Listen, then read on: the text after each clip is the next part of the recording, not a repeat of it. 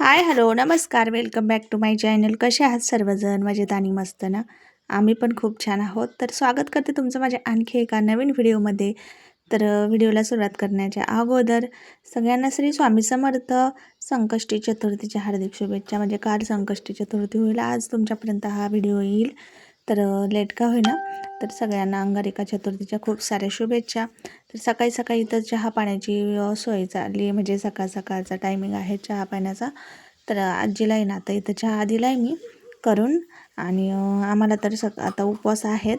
तर अंगारिका चतुर्थी आहे ना मी धरायला आता सुरुवात केलेली आहे. म्हणजे अंगारिका चतुर्थीचं असं असतं, ज्यावेळी आपल्याला चतुर्थीला धरण्यासाठी सुरुवात करायची असते त्यावेळी आपण म्हणजे अंगारिका चतुर्थीच्या दिवशी सुरुवात करू शकतो. त्यामुळे मग मी आता इथं अंगारिका चतुर्थी आजपासून धरायला सुरुवात केली होती.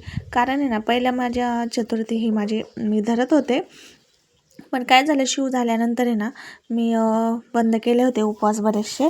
तर त्यामुळे ना मग कशाचं मला काही धरायचा योग आलेलाच नाही आहे. मग आत्ता कुठं अंगारिका म्हणजे ना चतुर्थी आली आहे आणि आता म्हटलं चला धरायला सुरुवात करावी, म्हणून मग मी इथं उपवास धरलेला आहे. स्वयंपाक वगैरे झाला आहे, बाकीच्यांचं चहा नाश्ता वगैरे सगळं काही झाले.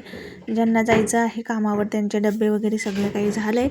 आता इथं फक्त आमची खिचडीची तयारी चालली आहे. उपवासाची खिचडी करते मी इकडे.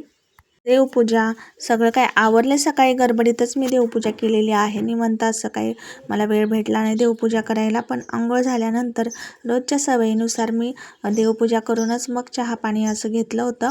आणि त्यामुळे गडबडीत अशी पूजा झालेली आहे.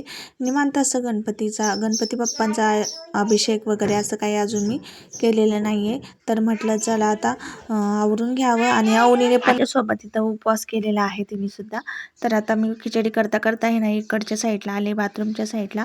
इथं आहे ना खूप जास्त पसारा आणून ठेवला होता सगळा घरातला, जे नको असं आहे वापरातलं सामान सगळं काही तिथं ठेवलं होतं. पण मी आता आहे ना थोडं थोडं सगळी साफसफाई केली आणि इथं अवनीची देवपूजा चालली. म्हणजे देवाचं दर्शन घेते, कारण तिचा पण उपवास आहे आज. आणि इकडे आता खिचडी झाली.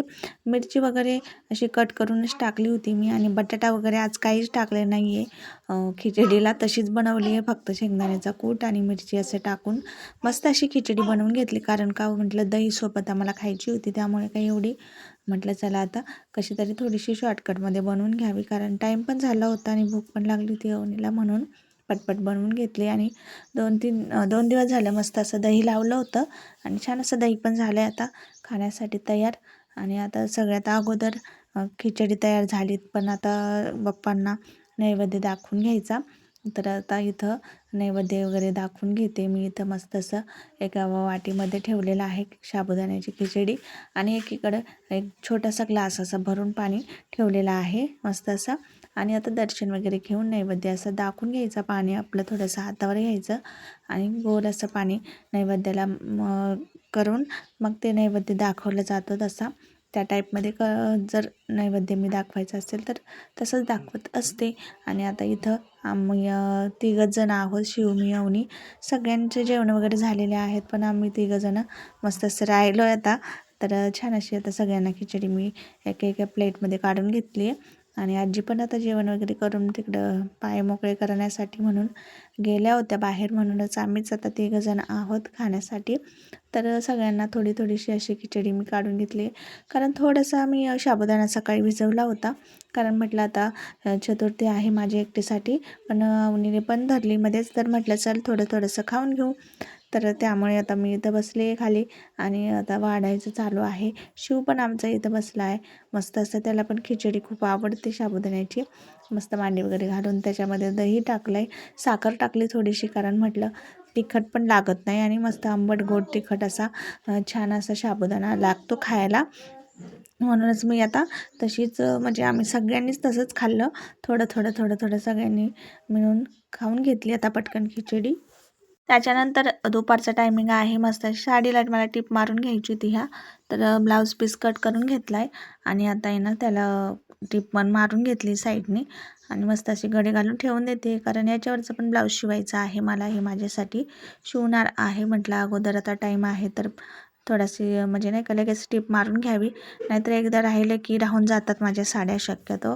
म्हणूनच मी जसे म्हणजे लक्षात असेल तेव्हाच मी ह्या गोष्टी लगेचच कंप्लीट करून घेत असते. आणि 2 पडदे होते शिवण्यासाठी, ते पण मी शिवून घेतले दुपारी लगेच. आणि दुपारचा टाईम आता खूप झालेला होता, ऊन पण कडक झालं होतं.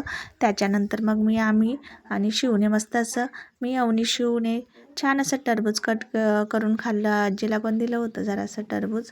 आणि खाल्लं इथं जरासं दुपारच्या टाईमला टरबूज वगैरे असं काही असेल तर मग गार जरासं बरं वाटतं पोटात. त्याच्यात उपवास होता आणि अवनीची पण झोप झाली होती एक यांच्या झोपा झाल्यानंतर मग आता मस्त असं टरबूज खायला घेतलं तर इथं रोज आणि रसना ज्यूस असं भरपूर काय काय म्हणजे नाही का थोडंसं पाणी ज्याच्यामध्ये भरपूर असेल अशाच गोष्टी ह्या उन्हाळ्याचं खाल्ल्या पाहिजे आणि लहान मुलांना पण दिल्या पाहिजे.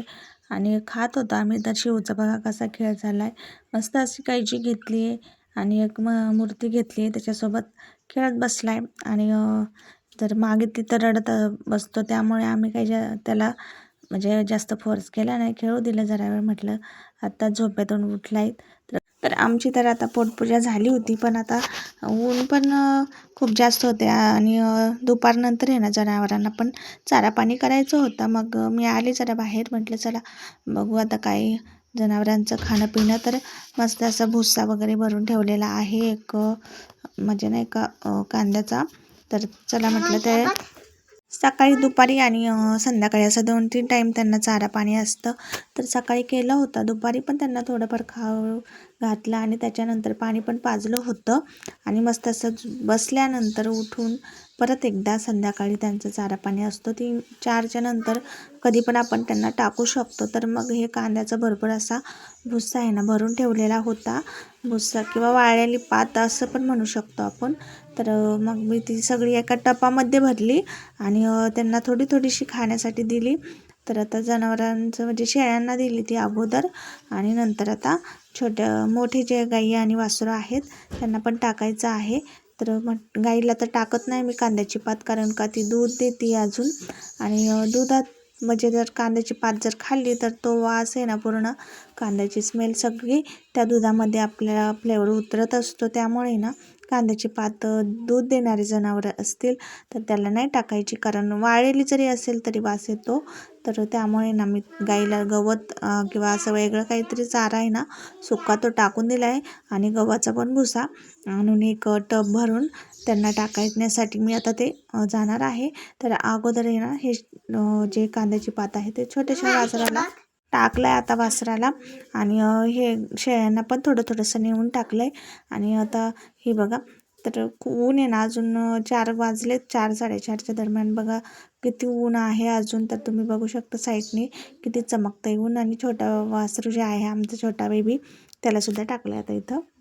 आणि गाईला मी तिकडून गव्हाचा भुस्सा घेऊन आले शेतातून, म्हणजे शेतातच घर असल्यामुळे जवळ शेत आहे. पण आहे ना खूप ऊन लागलं मला, त्यामुळे मी इथे येऊन सावलीला मस्त अशी गपचूप बसले आणि थोडासा आराम केला, पाणी वगैरे पिले. आणि बघा गुलाबाचं झाड, त्याला किती छान असे छोटे छोटे पानं फुटलेले आहेत आता आणि खूप क्यूट आणि मस्त झालं आहे बरं का. पण वरच्या साईडनी ना थोडंसं पानं किडायला लागलेत, म्हणजे थोडीशी कीड लागल्यासारखी. हे बघा बघू शकता, उन्हामुळे कदाचित झालं असेल. तर मस्त असे हिरवगार आणि छान रोप झालं आहे, कारण 2 ते 3 टाईम मी पाणी देत असते दिवसातून.